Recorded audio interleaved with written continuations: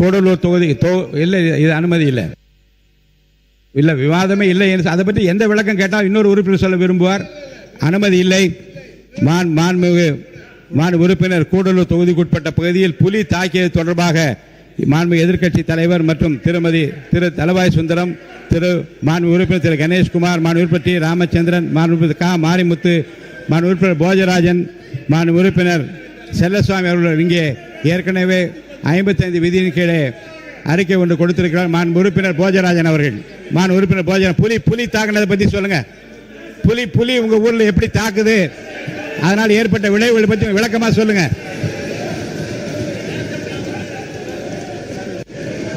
மாண்புமிகு பேரவைத் தலைவர் அவர்களே, இல்ல கொஞ்சம் இருங்க. புலி பயங்கரமா தாக்கி இருக்கு, மக்களுக்கு ஆபத்து ஏற்பட்டு இருக்கு, அதை பத்தி அவர் பேசுறாரு. மாண்பு உறுப்பினர் போஜராஜன்,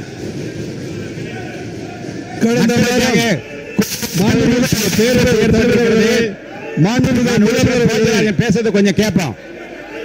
கடந்த வாரம் நீலகிரி மாவட்டத்தில்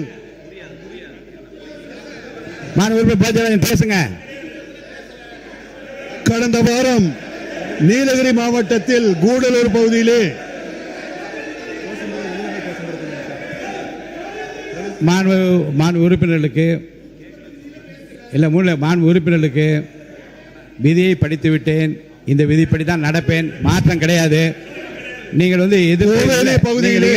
எதிர்த்து குரல் கொடுப்பதாக இருந்தால் தாராளமாக நீங்கள் வெளியே சென்று குரல் கொடுக்கலாம். அவைக்குள்ளே நான் இதை அனுமதிக்க முடியாது.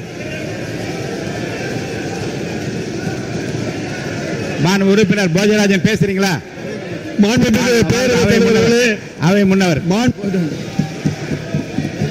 மாண்பு பேரவைத் தலைவர் அவர்களே, 110 விதியின் கீழ் உங்களுக்குள்ள ஒரு முடிவு எடுங்க. சீக்கிரமா உங்களுக்குள்ள ஒரு முடிவு எடுங்க. என்ன செய்யலாம் என்பதை பற்றி ஒரு முடிவு எடுத்து நீங்க அமைதியாக நான் நடத்துவதற்கு எனக்கு வழிவகை செய்யுங்க. அவை முன்னவர். 110 விதியின் கீழ் முதலமைச்சர் அவர்கள் அறிவித்ததற்கு பிறகு என்றைக்குமே அது விவாதம் செய்து உறுப்பினர் அவை முன்னவர் வாங்க வாங்க வாங்க வாங்க கொஞ்சம். மாண்பு புலி அவை காவலர்கள் அதிகமான குரல் கொடுக்காம இல்லைங்க. மாண்பு அமைதியா நீங்க இருங்க. இல்லை நீங்க அவை காவலர்கள் குரல் கொடுக்காம அவங்களை போக சொல்லுங்க. மாண்பு திராவிட முன்னேற்ற கழக உறுப்பினர் தன் தொகுதியில் ஏற்பட்டுள்ள புலிகள் தாக்கியதால் ஏற்பட்டுள்ள அபாயம் குறித்து பேசுகிறார். மாண்பு உறுப்பினர் திராவிட முன்னேற்ற கழக உறுப்பினர்களை பேச அழைக்கின்றேன். மாண்புமிகு பேரவைத் தலைவர் அவர்களே, கடந்த 9/8/26 அன்று கூடலூர் சட்டப்பேரவைக்குட்பட்ட லாரஸ்டன் நம்பர் 4 என்கிற இடத்தில் பாலகிருஷ்ணன் வயது 56 என்பவர் புலியால் தாக்கப்பட்டும் அவரின் உடலை உண்டும் இறந்துவிட்டார். உடனடியாக சட்டமன்றத்தில் இது சாதாரண புலி அல்ல, மேன் ஈட்டிங் டைகர், இதை சுட்டு பிடிக்க வேண்டும் அல்லது மயக்கூசி செலுத்தி பிடிக்க வேண்டும், அப்பொழுதுதான் மேலும் இது போன்ற சம்பவங்கள் நடைபெறாது என்றேன். ஆனால் அதன் மீது வனத்துறையை எந்த நடவடிக்கை இல்லை.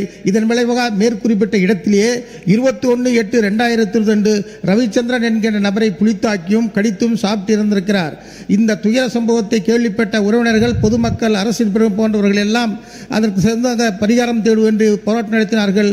இதனை எடுக்காத அந்த அரசு அந்த பாதிக்கப்பட்ட குடும்பத்தை சேர்ந்த 3 நபர்கள் உட்பட விசிக கட்சியை சேர்ந்த சகாதேவன் என்பவரையும் மற்றும் மார்க்சிஸ்ட் கம்யூனிஸ்ட் சேர்ந்த ரவிக்குமார் போன்ற தோழர்களையும் கைது செய்து சிறைத்துள்ளார்கள். எனவே உடனடியாக அந்த மேன் ஈட்டிங் டைகர், அதாவது நேஷனல் டைகர் அந்த விதியின்படி அந்த யானை மேன் ஈட்டிங், ஏன்னா 3 பேரை இதுவரைக்கும் சாப்பிட்டுருச்சு. அதனால் அதை என்ன செய்யணும்னா நேஷனல் டைகர் அந்த விதியின் உட்பட்ட அதன்படி என்ன சொன்னால் அதை மயக்கூதி செலுத்தி டைகர் இது சுட்டு பிடிக்க வேண்டும். ஏன்னா இன்னொரு உயிர் போகாத எடுக்க வேண்டும். அதே போல இப்போ என்ன கூண்டு வச்சு தான் பிடிக்க முயற்சி எடுத்துக்கிட்டார்கள். இது போதாது.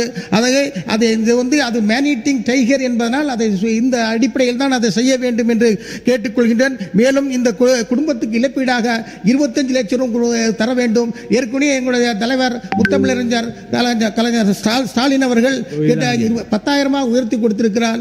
இறந்த குடும்பத்துக்கு 25 லட்சம் ரூபாய் நிதியுதவி செய்ய வேண்டும். அந்த குடும்பத்துக்கு ஒருத்தருக்கு வேலை வர வேண்டும்.